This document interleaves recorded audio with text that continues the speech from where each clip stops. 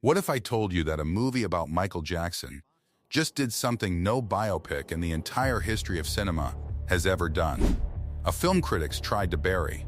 A leading man who had never acted in a single movie before this one.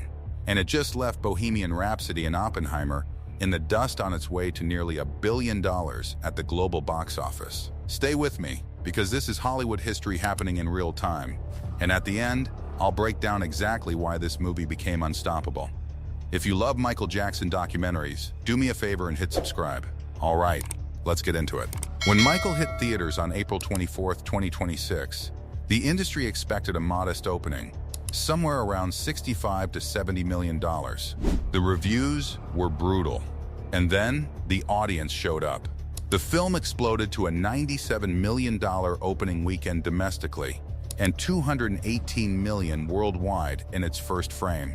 That shattered the record for a music biopic opening, crushing Straight Outta Compton's $60 million from 2015. Right out of the gate, Michael wasn't just doing well. It was rewriting the record books, and it refused to slow down.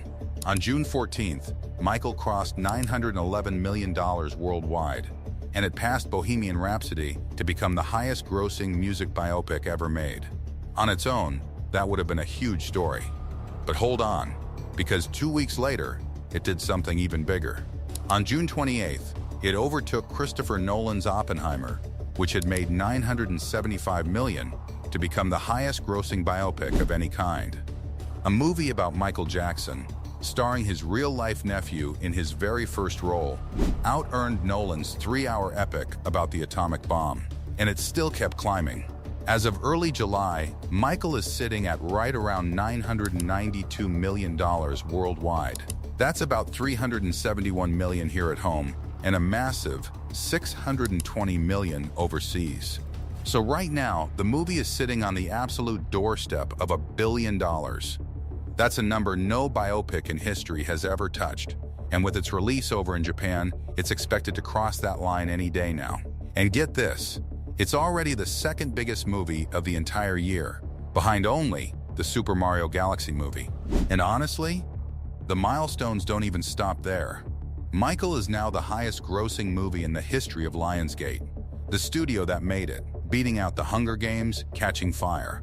It became the most successful biopic ever released in France, passing that beloved Edith Piaf film, La Vie en Rose, and in more than 40 different countries.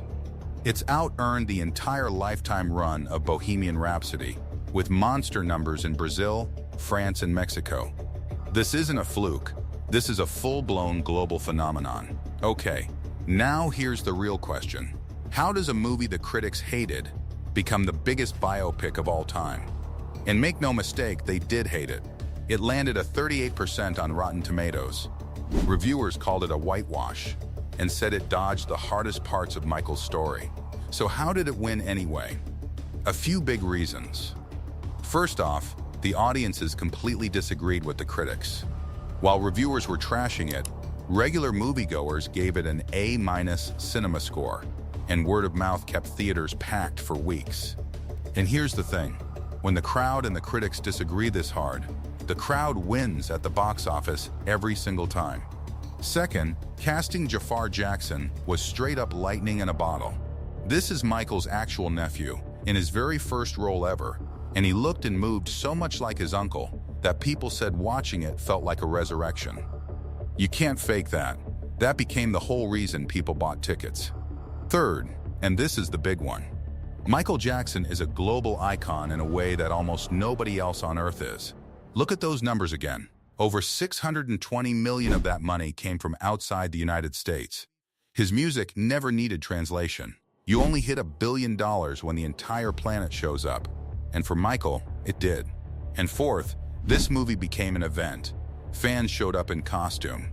Younger people, who discovered Michael through TikTok and streaming, finally got to see him on the big screen. Going to see Michael wasn't just watching a movie. It was a celebration. So you put all of that together, a beloved global legend, an unreal performance from his own blood, and a worldwide fan base treating it like a party, and boom, you get a number no biopic has ever reached. So there you have it, a movie the critics wrote off, led by a guy nobody had ever seen act before, just moonwalked right past Bohemian Rhapsody, past Oppenheimer, and straight into the history books, sitting on the edge of $1 billion no biopic has ever touched. The world spent years trying to write Michael Jackson off.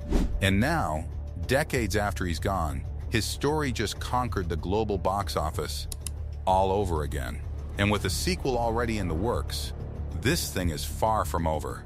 So I gotta know, what were you expecting from this movie before it came out? Did you think it was gonna be this huge? Or did this whole thing catch you off guard? Drop it in the comments below. I read every single one.